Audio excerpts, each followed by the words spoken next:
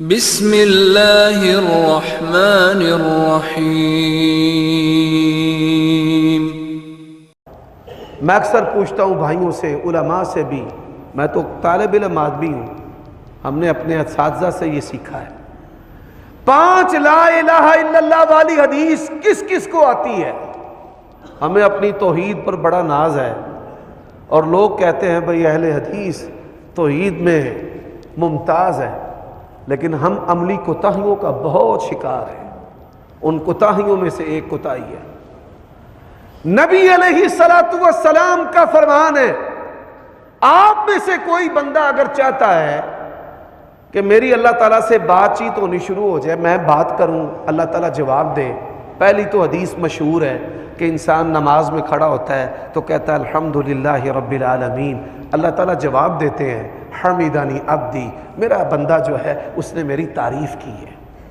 اس حدیث کا تو اکثر لوگوں کو پتہ ہے، لیکن اس طرح کی ایک اور حدیث ہے، نماز پڑھنے کے لیے آپ پاک ہونے چاہیے،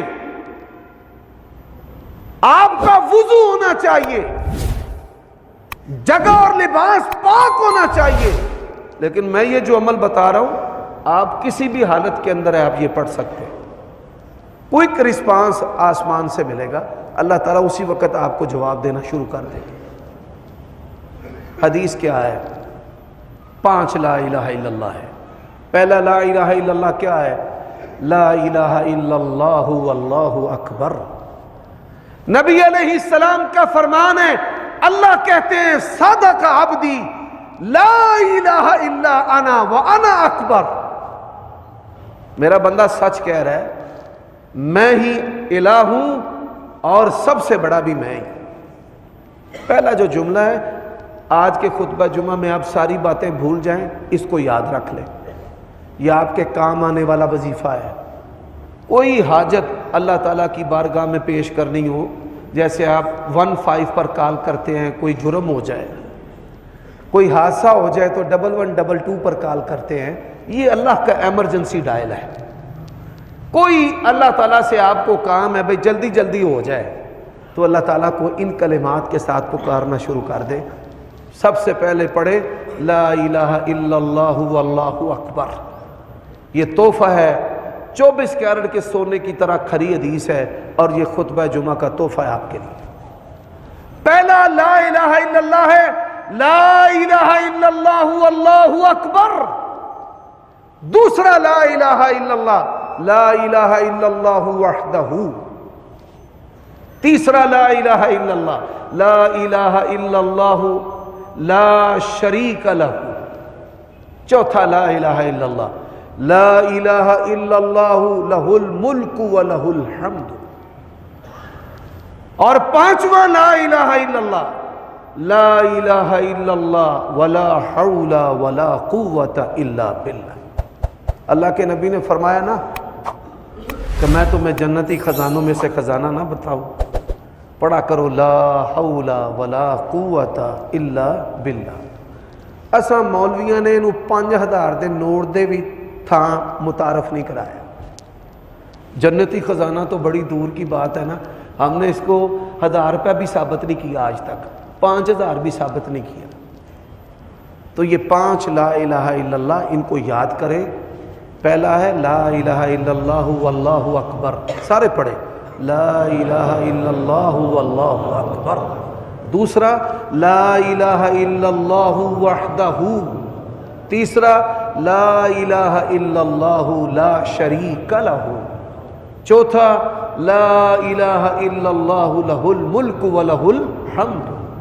اور پانچواں لا الہ الا اللہ ولا حول ولا قوت الا باللہ۔ اللہ مجھے اور آپ کو عمل کرنے کی توفیق عطا فرمائے۔ اس حدیث کے اندر ہے کہ بندہ دنیا سے جاتے ہوئے اگر یہ کلمہ پڑھ لینا، اس کو بھی جہنم کی آگ چھو بھی نہیں سکتی۔ جی میں ایسی ہے نا بھائی تو مینوں انگل بھی نہیں لا سکتا، تو ہتھ لا کے وکھا۔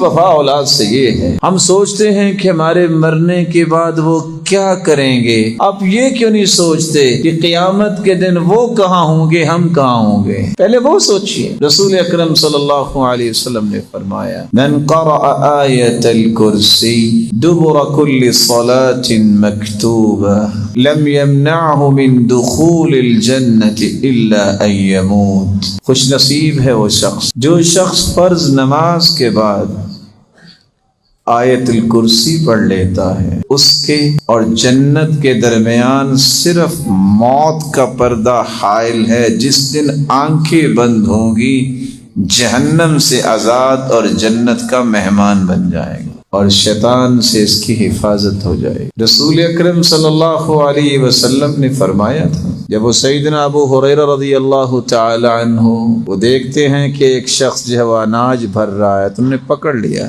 اور وہ شیطانی تھا، ایک دن 2 دن 3 دن کہتا آج چھوڑ دو، کل نہیں آؤں گا، پھر دوسرے دن آ گیا، پھر تیسرے دن آ گیا، کہا اچھا میں آپ کو ایک بات بتا دیتا ہوں، تم رات کو آیت الکرسی پڑھ لینا، میں صبح تک تیرے قریب نہیں آؤں۔ اللہ کے رسول نے فرمایا صدقک وہو کذوب، دنیا جہان کا جھوٹا ہے شیطان، لیکن یہ بات سچ بول گیا۔ آیت الکرسی اس قدر عظیم نعمت ہے، اس میں اعظم ہے، اور اس میں اعظم کے ساتھ دعا کی گئی، کبھی اللہ رد کرتے ہی نہیں۔ اپنے بچوں کو اپنے پاس بٹھا کے صبح و شام ان سے آیت الکرسی سنو، چھوڑ دو ان باتوں کو کہ بچے پڑھ لیں گے۔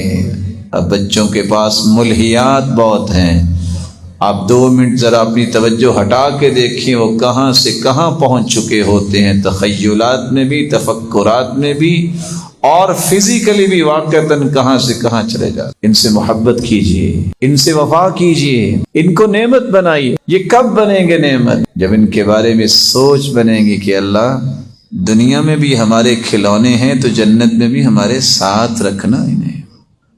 میرے بھائیوں باوضو ہو کر، قبلہ رخ ہو کر 4 لفظوں میں سے کوئی لفظ ضرور استعمال کرو۔ وَإِلَٰهُكُمْ إِلَٰهٌ وَاحِدٌ لَا إِلَٰهَ إِلَّا هُوَ الرَّحْمَٰنُ الرَّحِيمُ، یہ اسم اعظم ہے۔ دوسرا لفظ الف لام میم اللہ لا الہ الا هو الحی القیوم۔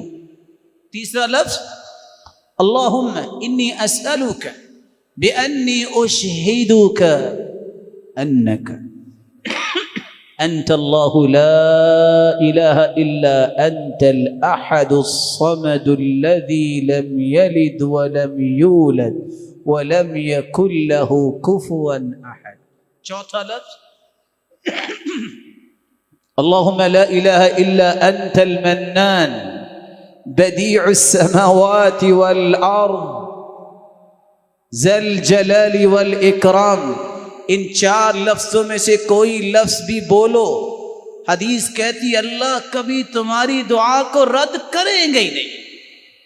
اس میں اعظم ہے یہ، اذا دعی فاجاب واذا سئل فاعطا، جو مانگو گے عطا ہوگا، جو دعا کرو گے قبول ہوگی۔ پھر اس کے بعد درود پڑھیے، درود پڑھنے کے بعد یقین کر کے دعا کیجیے۔ کیسا یقین؟ ادعوا اللہ وانتم موقنون بالاجابہ، یقین ہوگا، یہ ناممکن میرے نزدیک ہے۔ ساری امیدوں کی ڈورے ڈاکٹر نے توڑ دی، کچھ نہیں ہوگا، لیکن یہ